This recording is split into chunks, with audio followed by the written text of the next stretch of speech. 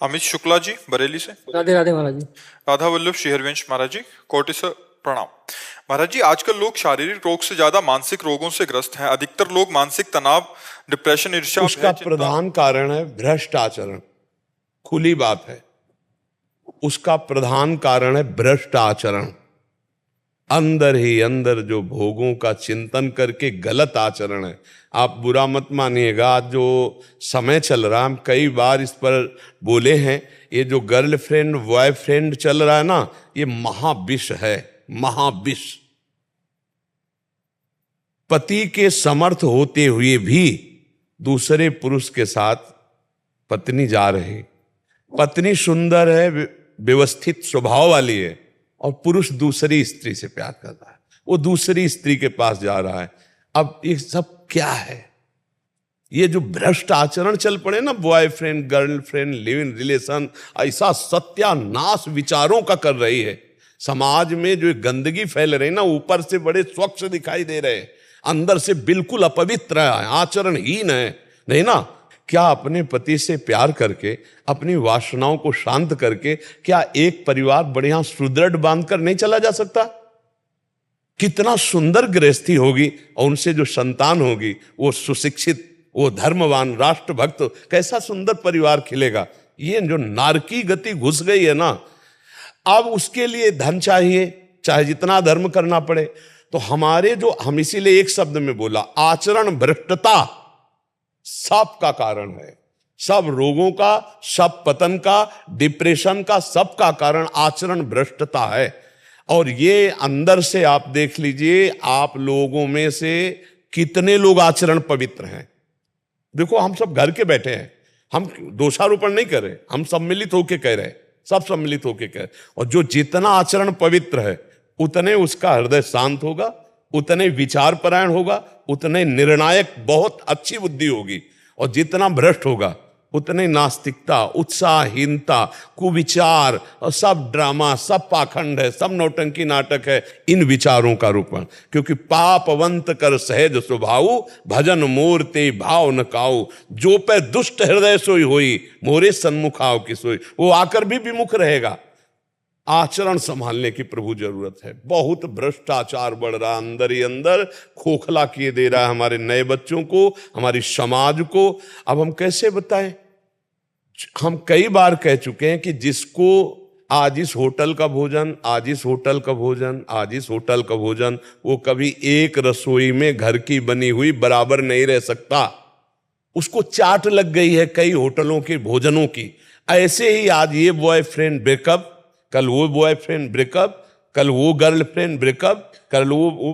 तो ये क्या पति पत्नी आजीवन निर्वाह कर पाएंगे बच्चे? क्या इनका जीवन एक सीमा में बंध पाएगा? और सीमा में नहीं बंध पाएगा तो अब आप विचार करो, जब पुरुष देख रहा है कि मेरी पत्नी कार में बैठी दूसरे की और गले में लग के हंसते बात करते जा रहे, जब वो पत्नी देख रही कि मेरे सामने मेरा पति किसी और से, अब आप बताओ उस घर में क्या होगा और उनकी बुद्धियों में क्या होगा? बहुत रोष आएगा, तो हिंसा में वृत्तियां उतर जाएंगी, जेलों में जाओ, नरकों को भोगो, यही गतियां हैं। इसीलिए एक शब्द में उत्तर दे रहे, हमारी जो आज मानसिक स्तर गिर रहा है, उसका कारण है भ्रष्ट आचरण। अब उसे मानो या ना मानो, भ्रष्ट आचरण में नशा आ जाता है, भ्रष्ट आचरण में अधर्म के द्वारा धन लेना आ जाता है, भ्रष्ट आचरण में पराये पत्नी के साथ या पराये पुरुष के साथ जो सहवास करना आ जाता है, भ्रष्ट आचरण है। अगर भ्रष्ट आचरण सुधार लिए जाएं तो अभी आनंद आ जाएगा। देखो, जब पाप का हमें दंड भोगना होता है तो हमारी बुद्धि को निगेटिव किया जाता है। बुरी दशा आने के पहले बुद्धि बदली जाती है। जेका विधना दारुण दुख दीन, वही कै मति पहले हरिलील। तो बुद्धि का विपरीत होना, निगेटिव हो जाना, नकारात्मक सोचे होना, ओवर थिंकिंग इतनी बढ़ जाना, अब वो उसको डिप्रेशन में पहुंचा देती, क्योंकि पाप है।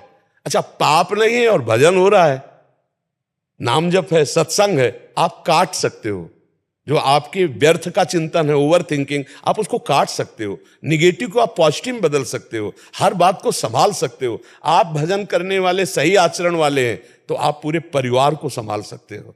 और नहीं तो फिर क्रोध आ जाता है, हिंसा आ जाता है, और नाना प्रकार, वो उसको जहर दे दिया, उसको मार दिया, वो उसको ऐसा कर दिया। ये सब का सब जितना कुछ हो रहा है, ये भ्रष्ट आचरण। इस शब्द को अगर सुधार लिया जाए, भ्रष्ट आचरण, तो आज हमारे मानसिकता में जो कमियां आ रही, जो शारीरिक कमियां आ रही हैं, जो समाज में कमी आ रही, ये सब दूरी हो जाए। बड़ी ईमानदारी वाली बात है कि हमें अपने आचरण सुधारने की बहुत जरूरत है।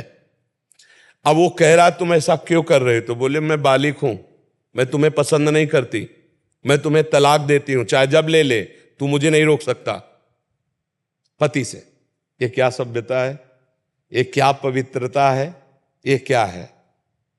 अच्छा, जो आदमी केवल तुम्हारे शरीर पोषण के लिए तुम्हारे पति से तुम्हें बैर करवा रहा है, वो तुम्हें देख रहा है कि तुम्हारी मानसिक स्थिति क्या है, तुम उसकी नहीं हुई, तो केवल प्रयोग करेगा आपका कभी जीवन साथी नहीं बन सकता। क्योंकि वो जीवन साथी था जिसने तुम्हें पाणिक ग्रहण किया, वो जीवन साथी नहीं है जो तुम्हारा उपभोग कर रहा है। वो समय आने पर तुम्हें ऐसे ही छोड़ेगा जैसे तुमने इसको छोड़ा है। फिर तुम्हारी हालत क्या होगी?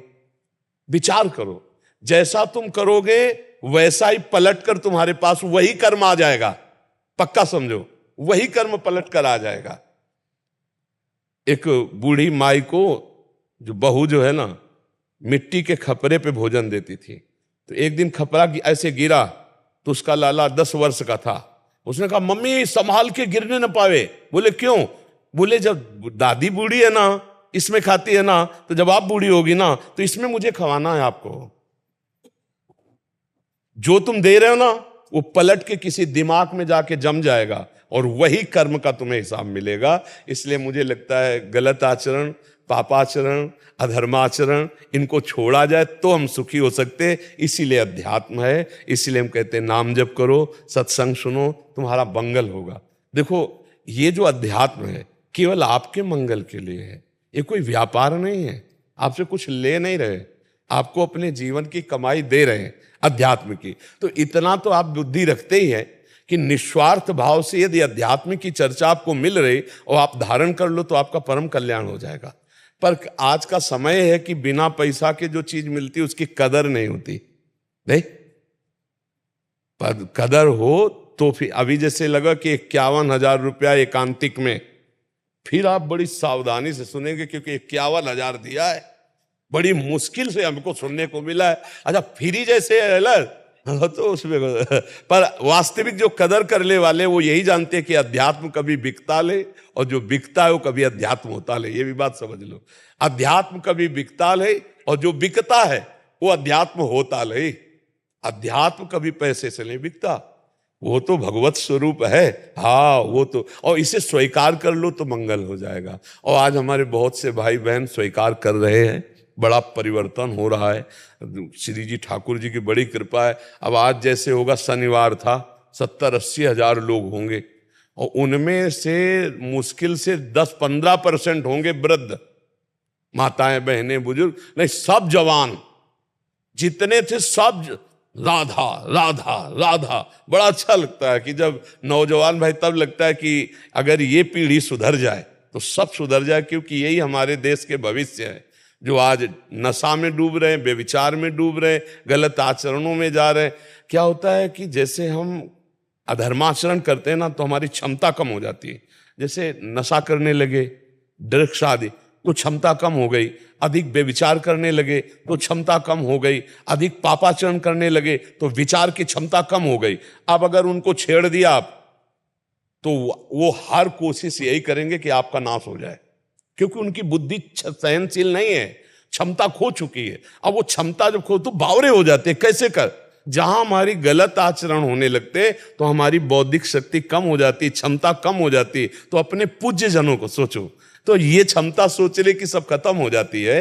तो अगर हमारी 9 पीढ़ी नौजवान धर्म से तो एक हम भगवान की बड़ी कृपा मानते हैं। जैसे एकांतिक में आप कहते हैं हमने व्यसन छोड़ दिया, हम गंदे आचरण छोड़ दिए, हम आपको धन्यवाद देने आए, तो हम हाथ जोड़ते हैं कि आपको धन्यवाद। क्योंकि आपने हमारी बात मानी, अपना जीवन परिवर्तन करके सतमार्ग में चले। सुखी रहो, आनंदित रहो, हमें धन्यवाद देने की जरूरत नहीं, हम उसी में धन्य हैं कि आप सही चलने लगे। हम खुद धन्य हो जाएंगे, हमारा जीवन धन्य हो जाएगा, हमारा बोलना धन्य हो जाएगा। संतों का जीवन किसमें धन्य है? आपका मंगल हो जाए, आप सुखी हो जाओ, आप अच्छे आचरण वाले बन जाओ।